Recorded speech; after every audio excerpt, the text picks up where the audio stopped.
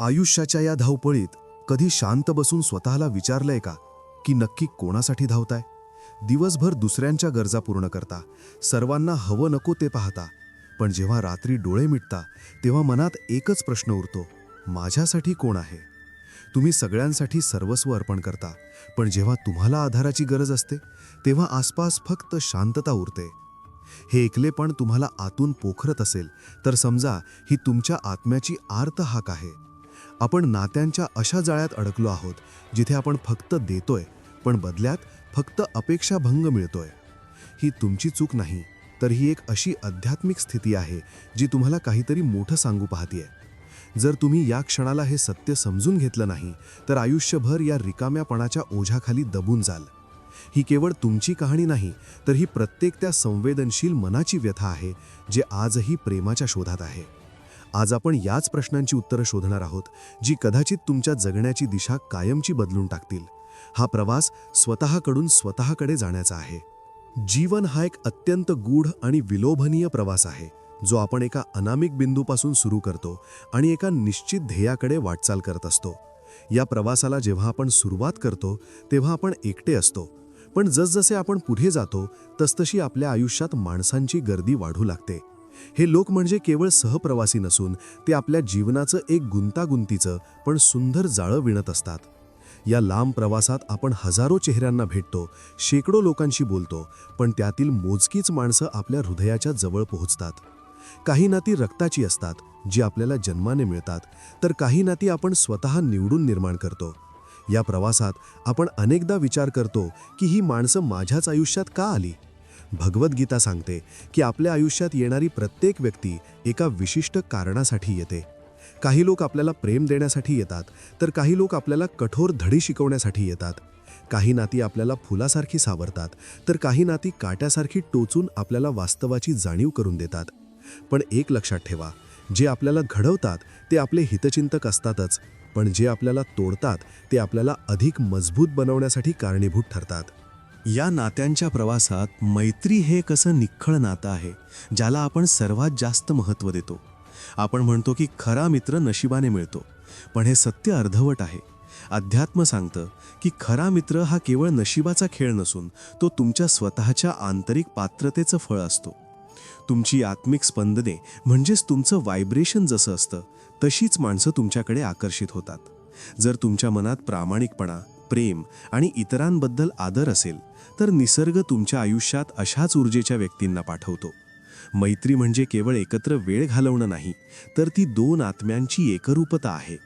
जेव्हा तुमच्या आयुष्यात एखादा असा मित्र येतो जो तुमच्या शब्दांशिवाय तुमचं दुःख ओळखतो, तेव्हा समजून जा की तुमच्या अंतर्मनातील चांगुलपणाने त्या व्यक्तीला तुमच्याकडे ओढून आणलं आहे.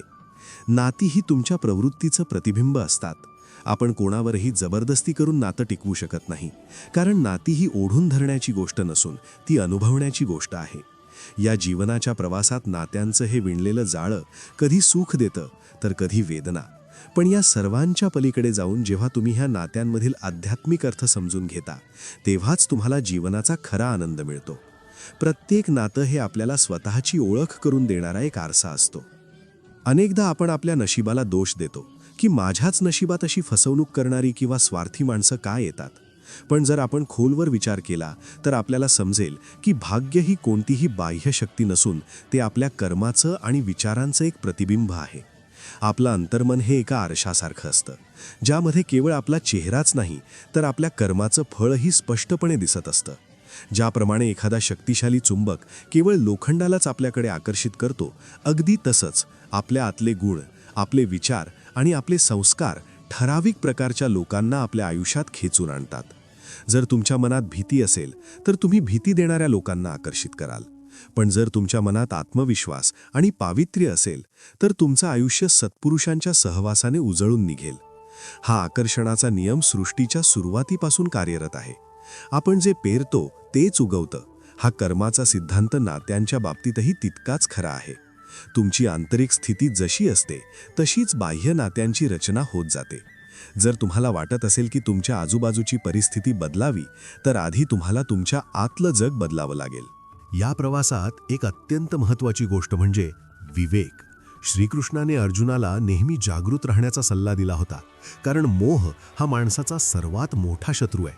आपल्या आयुष्यात असे अनेक लोक येतात जे अत्यंत गोड बोलतात, आपली स्तुती करतात आणि आपल्याला असं वाटायला लावतात की तेच आपले खरे हितचिंतक आहेत.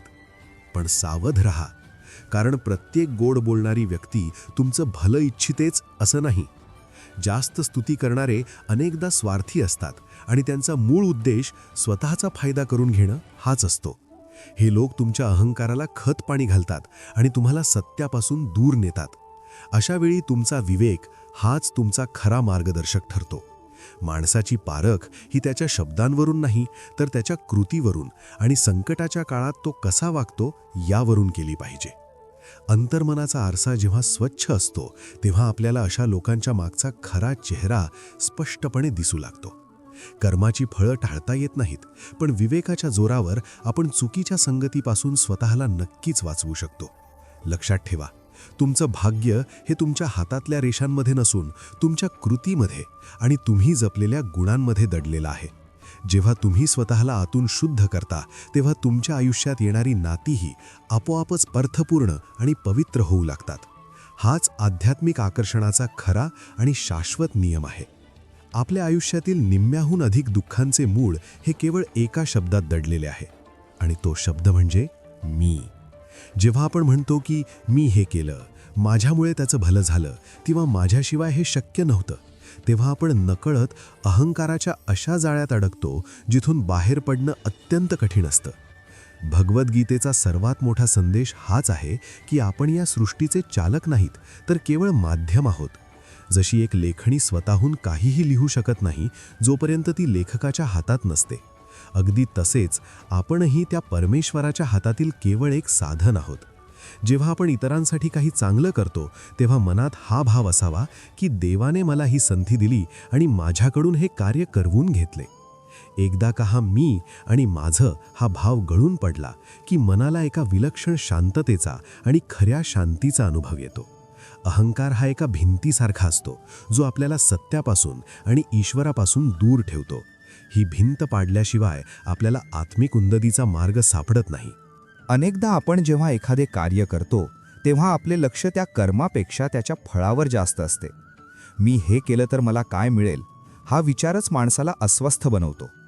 जो फळाच्या अपेक्षेने कर्म करतो, तो त्याच कर्माच्या बंधनात अडकतो आणि फळ मनासारखं मिळालं नाही की दुःखाच्या खाईत लोटला जातो. श्रीकृष्ण सांगतात की कर्मावर तुझा अधिकार आहे, पण फळावर नाही. जेव्हा तुम्ही फळाची चिंता सोडून केवळ आपल्या कर्तव्यावर लक्ष केंद्रित करता, तेव्हा तुम्ही कर्माच्या बंधनातून मुक्त होता. यालाच निस्वार्थ कर्म म्हणतात. निस्वार्थ भावनेने केलेल्या कर्मामध्ये एक वेगळीच शक्ती असते. यात कसलाही ताण नसतो, केवळ आनंद असतो. संतोषाचे तत्वज्ञान हेच सांगते की जे आपल्याकडे आहे त्यात आनंद मानणारा माणूसच खऱ्या अर्थाने सुखी असतो. जगातील सर्व संपत्ती मिळवूनही जर मनात संतोष नसेल, तर ती व्यक्ती दरिद्रीच ठरते. खरा संतोष हा बाह्य वस्तूंमध्ये नसून तो तुमच्या अंतर्मनात असतो. जेव्हा आपण स्वतःला देवाचे माध्यम समजून अहंकाराचा त्याग करून फळाची अपेक्षा न ठेवता कर्म करतो, तेव्हाच आपल्याला त्या शाश्वत समाधानाचा अनुभव येतो. हे जग केवळ एक रंगमंच आहे आणि आपण आपले पात्र प्रामाणिकपणे निभावून पडद्यामागे निघून जायचे आहे. हे वास्तव स्वीकारणे म्हणजेच मुक्ती आहे. आपल्या जीवनातील दुःखाचे सर्वात मोठे कारण म्हणजे एखाद्या गोष्टीला किंवा व्यक्तीला माझे म्हणणे. याच संदर्भात चांदीच्या काठीची एक बोधप्रद कथा आपल्याला जीवनाचे मोठे सत्य शिकवते. एका माणसाकडे अत्यंत सुंदर आणि मौल्यवान चांदीची काठी होती. तो ती काठी जीवापाड जपायचा. तिचा त्याला खूप अभिमान होता आणि तो ती कुठेही गेली तरी सोबत घेऊन जायचा. एक दिवस प्रवासात ती काठी हरवली. त्या क्षणी तो माणूस इतका कोलमडून गेला, जणू त्याने आपले सर्वस्व गमावले आहे. तो रडू लागला, विलाप करू लागला. तेव्हा एका साधूने त्याला विचारले, अरे, तू इतका दुःखी का आहेस? तो म्हणाला, महाराज, माझी चांदीची काठी हरवली. मी आता कसा जगू? साधू हसले आणि म्हणाले, ज्या दिवशी तुझा जन्म झाला तेव्हा ती काठी तुझ्या हातात होती का? आणि ज्या दिवशी तू हे जग सोडून जाशील तेव्हा ती सोबत घेऊन जाऊ शकशील का? तो माणूस शांत झाला. त्याला समजले की जी गोष्ट जन्माच्या वेळी नव्हती आणि मरताना सोबत नसेल, ती माझी कशी असू शकते? ती तर केवळ काही काळासाठी त्याच्याकडे आलेली एक वस्तू होती. हेच अस्थिरतेचे सत्य आहे. मोह आणि आसक्ती आपल्याला अशा गोष्टींशी जखडून ठेवतात ज्या मुळात आपल्या आहेतच नाहीत. आपण ज्या वस्तूंना, संपत्तीला किंवा नात्यांना माझं म्हणतो त्याच आपल्या दुःखाचे कारण बनतात. श्रीकृष्णाने अर्जुनाला गीतेत हेच जीवनसूत्र सांगितले आहे की हा संसार परिवर्तनशील आहे. आज जे तुमचे आहे ते उद्या कोणा दुसऱ्याचे असेल आणि परवा ते कोणा तिसऱ्याचे होईल. आपण रिकाम्या हाताने या जगात आलो आहोत आणि रिकाम्या हातानेच आपल्याला येथून जायचे आहे. मग जे आपले नाही त्याच्या हरवण्यावर दुःख करणे हा केवळ मूर्खपणा नाही का?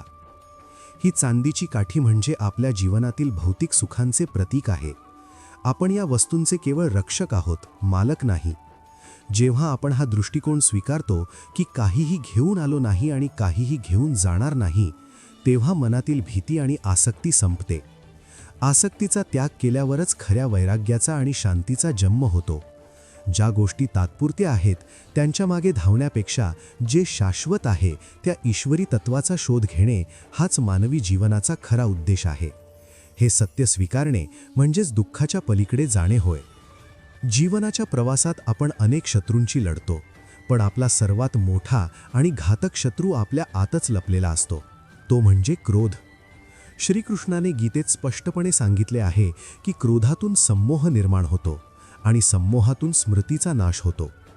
जेव्हा माणसाला राग येतो तेव्हा त्याची सारासार विचार करण्याची शक्ती म्हणजेच बुद्धी पूर्णपणे गिळंकृत केली जाते. रागाच्या भरात माणूस अशा गोष्टी बोलून जातो किंवा अशी कृती करतो ज्याची किंमत त्याला आयुष्यभर मोजावी लागते. वर्षानुवर्षे जपलेली प्रेमळ नाती एका क्षणाच्या रागामुळे जळून राख होतात. राग हा त्या अग्नीसारखा असतो जो दुसऱ्याला जाळण्यापूर्वी स्वतःलाच जाळतो. रागाच्या भरात घेतलेला कोणताही निर्णय हा विनाशाकडे नेणारा असतो. म्हणूनच ज्याला आपली नाती आणि स्वतःचं आयुष्य सुखी ठेवायचं आहे त्याने क्रोधावर विजय मिळवणं अनिवार्य आहे. क्रोधाला जिंकण्याचा मार्ग हा मनाच्या नियंत्रणातून जातो. मन हे एका चंचल घोड्यासारखं आहे. जर या घोड्याचे लगाम तुमच्या हातात असतील आणि मन तुमच्या पूर्णपणे ताब्यात असेल तर तेच मन तुमचा सर्वात मोठा मित्र बनून तुम्हाला यशाच्या शिखरावर घेऊन जातं. मात्र जर हे मन मोकाट सुटलं तर ते तुमचा सर्वात मोठा शत्रू बनतं आणि तुम्हाला दुःखाच्या गर्तेत लोटतं. शांत मन हे कोणत्याही समस्येवरचं सर्वात मोठं उत्तर आहे. ज्याचं मन शांत आहे त्याला जगातील कोणतीही प्रतिकूल परिस्थिती विचलित करू शकत नाही. अशांत मन मात्र हिऱ्यांच्या राजवाड्यातही दुःखच शोधत राहतं. मनाला हे वळण लावण्यासाठी ध्यानधारणा आणि स्वयंशिस्त यांची अत्यंत गरज असते. ध्यानामुळे आपण आपल्या विचारांचे साक्षीदार व्हायला शिकतो, ज्यामुळे रागाचा वेग मंदावतो. जेव्हा तुम्ही रोज काही वेळ शांत बसून स्वतःशी संवाद साधता तेव्हा तुम्हाला जाणीव होते की बाह्य गोष्टींपेक्षा तुमची आंतरिक शांतता कितीतरी पटीने मौल्यवान आहे. मन जिंकलं की जग जिंकता येतं, कारण सर्व युद्धांची आणि विजयांची सुरुवात आधी मनातच होत असते. तुमचं मन हे तुमच्या आयुष्याचं सुकाणू आहे. त्याला शांत ठेवा, स्थिर ठेवा आणि विवेकाच्या दिशेने वळवा. तरच तुम्हाला चिरंतन सुखाचा अनुभव घेता येईल. जशी संगत तशी रंगत ही म्हण आपण लहानपणापासून ऐकत आलो आहोत, पण तिचा खरा आणि भीषण अर्थ आपल्याला महाभारताच्या रणांगणात पाहायला मिळतो. माणसाचे चारित्र्य आणि त्याचे भविष्य हे तो कोणत्या लोकांच्या सहवासात राहतो यावर अवलंबून असते. महाभारतातील कौरव आणि पांडव हे एकाच कुळातील होते, पण त्यांच्या संगतीने त्यांचा अंत निश्चित केला. दुर्योधनाकडे शक्ती होती, सत्ता होती, पण त्याची संगत शकुनी मामासारख्या कुटील बुद्धीच्या व्यक्तीशी होती.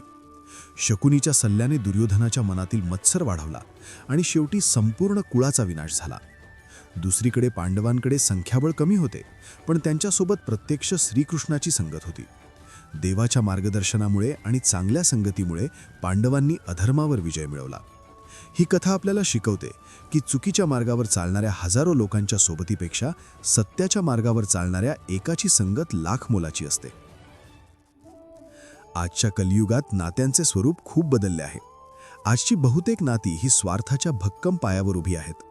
जोपर्यंत तुमचा उपयोग होतो तोपर्यंत लोक तुमच्याशी गोड बोलतात, पण गरज संपली की तेच लोक तुम्हाला विसरून जातात. अशा स्वार्थी नात्यांना ओळखण्यासाठी आपल्याला आपली विवेकबुद्धी जागृत ठेवावी लागेल. जो तुमच्या प्रगतीवर जळतो किंवा तुम्हाला चुकीच्या कामात प्रोत्साहन देतो तो तुमचा कधीच मित्र असू शकत नाही. उलट जो तुमच्या चुका स्पष्टपणे सांगतो आणि कठीण काळात ढाल बनून उभा राहतो, तीच व्यक्ती तुमच्या संगतीसाठी योग्य आहे. चांगल्या संगतीमुळे आपले विचार उंचावतात आणि जीवन सात्विक बनते, तर वाईट संगत माणसाचा नैतिक अधःपात करते. म्हणूनच आपल्या आयुष्यात कोणाला प्रवेश द्यायचा आणि कोणापासून अंतर राखायचे याचा निर्णय घेताना कमालीची सावधानता बाळगा. नाती जपा, पण ती जपताना स्वतःच्या अस्तित्वाचा आणि मूल्यांचा बळी देऊ नका. विवेकाने निवडलेली संगतच तुम्हाला आयुष्याच्या युद्धातील विजयापर्यंत पोहोचवू शकते.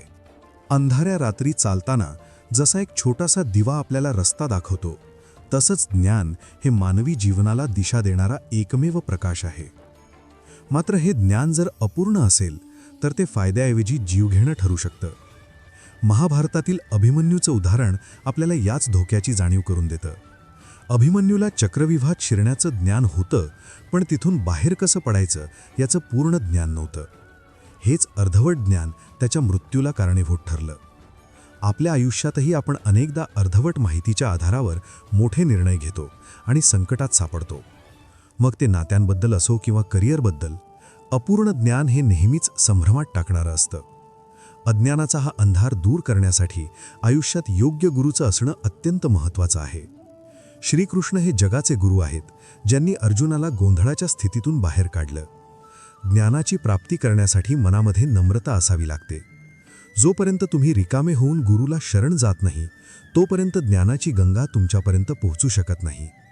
ज्ञान म्हणजे केवळ माहिती साठवणं नव्हे, तर ते आत्मसात करून स्वतःचं मन शुद्ध आणि श्रेष्ठ बनवणं आहे. जसा सूर्य उगवल्यावर अंधार आपोआप नष्ट होतो, तसंच खऱ्या ज्ञानाचा उदय झाल्यावर मनातील भीती, संशय आणि अज्ञान कायमचं मिटून जातं. सतत शिकत राहणं आणि ते ज्ञान इतरांना वाटणं हीच खरी साधना आहे. ज्ञान हे माणसाला बंधनातून मुक्त करतं आणि त्याला वास्तवाची ओळख करून देतं. त्यामुळे ज्ञानी बना, जागरूक रहा आणि त्या प्रकाशाच्या दिशेने वाटचाल करा, जो तुम्हाला जीवनाचा खरा अर्थ सांगेल. ज्ञान हाच तुमचा खरा डोळा आहे, जो तुम्हाला अदृश्य जगातील सत्य पाहण्याची ताकद देतो. जीवनात सुख आणि दुःख ही एकाच नाण्याच्या दोन बाजू आहेत, ज्या फिरणाऱ्या चक्राप्रमाणे सतत येत जात राहतात.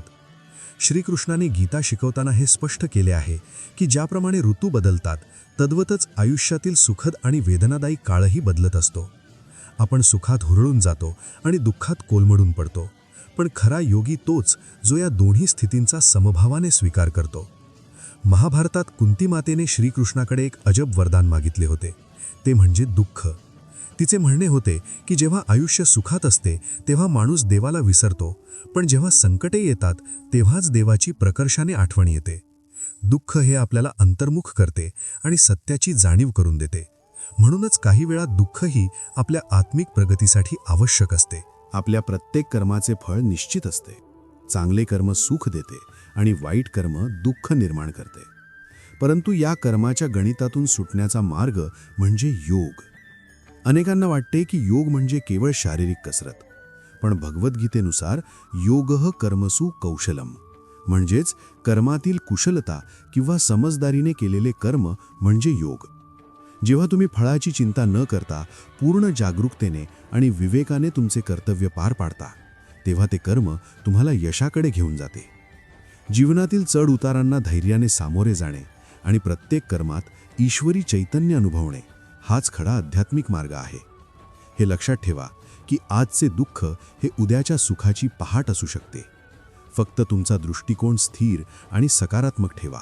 आयुष्याच्या या वळणावर जेव्हा तुम्ही थकून मागे वळून पाहता, तेव्हा एक गोष्ट लक्षात ठेवा की तुमच्या सर्व प्रश्नांची उत्तरं तुमच्या बाहेर नाही तर तुमच्या आतच दडलेली आहेत. आपण मदतीसाठी, समाधानासाठी आणि आनंदासाठी जगाकडे हात पसरतो, पण खरा बदल घडवण्यासाठी बाहेर कोणालाही शोधू नका. स्वतःमध्ये तो बदल घडवा. भगवद्गीता आपल्याला केवळ उपदेश करत नाही, तर ती आपल्याला मानसिकदृष्ट्या इतकं मजबूत बनवते की जगातील कोणतंही वादळ आपल्याला विचलित करू शकत नाही. स्वतःवर विश्वास ठेवणं हाच यशाचा पहिला मंत्र आहे. तुम्ही कोण आहात, तुमची शक्ती काय आहे आणि तुमचं ध्येय काय आहे याचा शोध घेणं हीच खरी साधना आहे. जीवनाचा अंतिम उद्देश केवळ संपत्ती मिळवणं हा नसून तो प्रेम, परोपकार, जागरूकता आणि आत्मिक उन्नती हा आहे. जेव्हा तुम्ही इतरांच्या आयुष्यात प्रकाश निर्माण करता, तेव्हा तुमचा स्वतःचं आयुष्य आपोआपच उजळून निघतं. लक्षात ठेवा, तुम्ही या विश्वाचा एक अंश आहात आणि तुमच्यामध्ये अशक्य गोष्टी शक्य करण्याची ताकद आहे. गीता हे केवळ युद्धशास्त्राचं दर्शन नसून ते तुमच्या अंतरात्म्याचं विजय गीत आहे. आता उठा, स्वतःला ओळखा आणि एक नवी सुरुवात करा, कारण विजय तुमचाच आहे. आजचा हा संवाद संपवताना क्षणभर डोळे मिटून स्वतःच्या श्वासावर लक्ष केंद्रित करा. अनुभवा की एक दिव्य शक्ती तुम्हाला सावरत आहे. तुम्ही एकटे नाही, तो जगन्नियंता सदैव तुमच्यासोबत आहे. तुमच्या आयुष्यातील सर्व चिंता आणि ओझं त्या ईश्वराच्या चरणी अर्पण करा आणि शांततेचा अनुभव घ्या. हा व्हिडिओ तुमच्या मनाला थोडी जरी प्रेरणा देऊन गेला असेल तर कमेंटमध्ये जय श्रीकृष्ण नक्की लिहा. तुमचे अनुभव, विचार आम्हाला कळवा. हेच शब्द इतरांसाठी प्रेरणेचा स्रोत ठरू शकतात. चॅनलला सबस्क्राईब करा. व्हिडिओ आपल्या मित्र परिवारसोबत शेअर करा. जय श्रीकृष्ण. धन्यवाद.